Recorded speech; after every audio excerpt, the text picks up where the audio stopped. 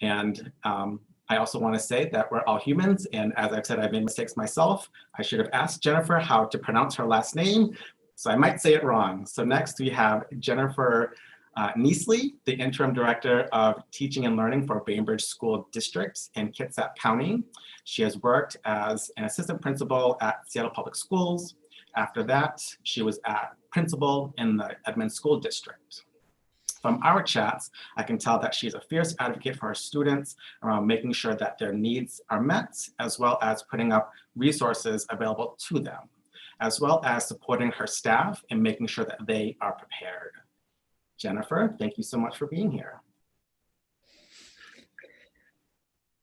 Thank you for having me. I have a line across my face. There I am. So you were close. When, as a principal, I was told my students, especially as assistant principal, that my last name is pronounced nicely instead of meanly. So that was really close.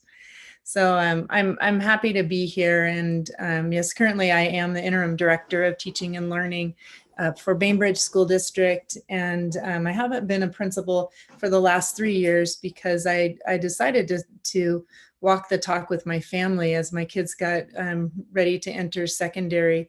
I really wanted to, and I'm fortunate to be able to just step back from that role to be able to be a parent first and to just kind of work with my kids through that transition. And so the role in Bainbridge is a part-time position, and so it allows me to still do both. So I'm home right now and with my kids today.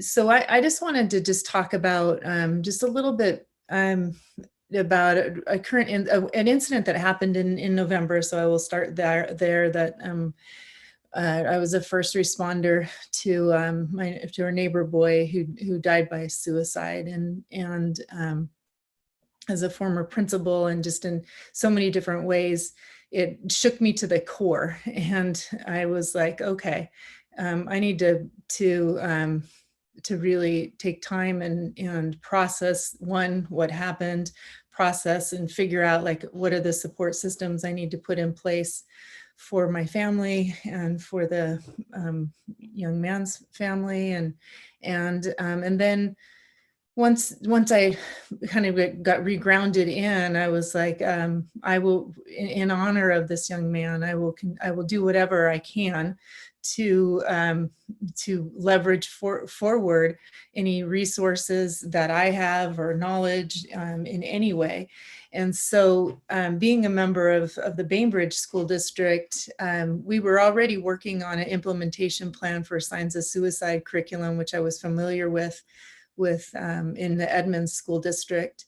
And but I started to just ask a lot more questions, like what do we do around suicide prevention in Bainbridge? And I was pleased to see a lot of work that had gone into and thoughtful plans. And you'll hear from Joanna after this, but she did work in Bainbridge and also helped put some of these plans together.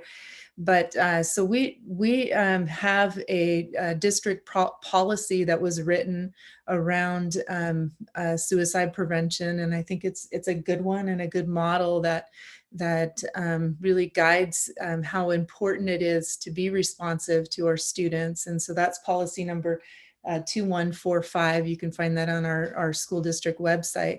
In addition to that, there was a board adopted suicide prevention protocol that we also have in place, and you can also find that on our website. And so we put in infrastructure.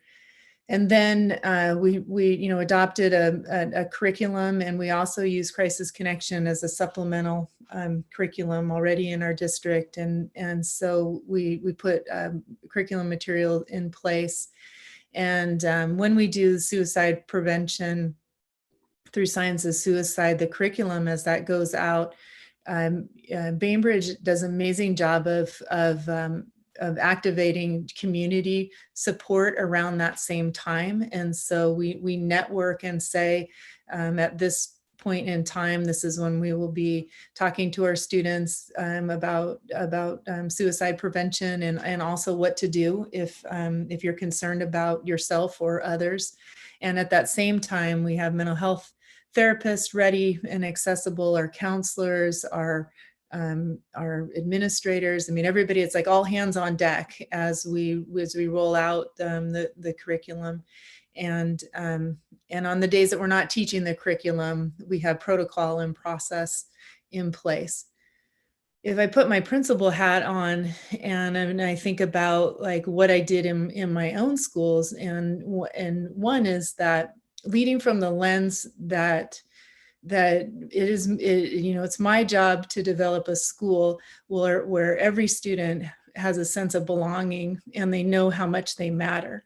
And so if you're leading from that lens, then you have to, you put on your equity hat and put on many different hats and think about like, what does that mean and what does that look like? And for me, it was making sure that we had social emotional learning as a component of both.